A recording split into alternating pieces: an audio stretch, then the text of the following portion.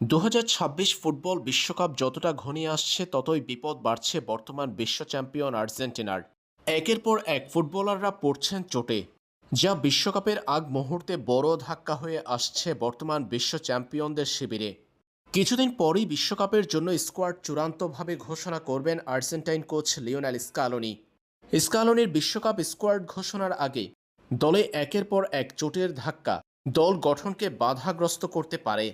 আর্জেন্টিনার বাড়তে থাকা চোটের তালিকায় সবশেষ যুক্ত হয়েছেন ক্রিস্টিয়ান রোমেরো।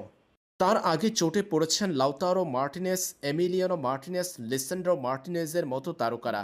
সব মিলিয়ে ক্রমাগত চোটের খবর পেয়ে যাচ্ছেন Argentine coach Lionel Scaloni. Premier লিগের রোববার রাতে সান্ডারল্যান্ডের বিপক্ষে চোট পেয়েছেন ক্রিস্টিয়ান রোমেরো।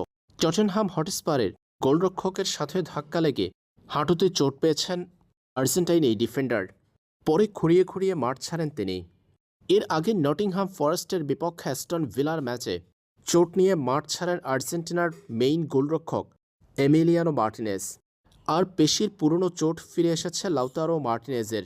এই চোট থেকে কিছুদিন আগে সেরে উঠেছিলেন তিনি। এ তিনজন ছাড়াও লিসেন্ড্রো মার্টিনেজও আছেন ইনজুরিতে। সব মিলিয়ে বিশ্বকাপের স্কোয়াড ঘোষণার আগে দলের অন্যতম সেরা এই তারকাকে নিয়ে দুশ্চিন্তায় লিওনেল স্কালোনি।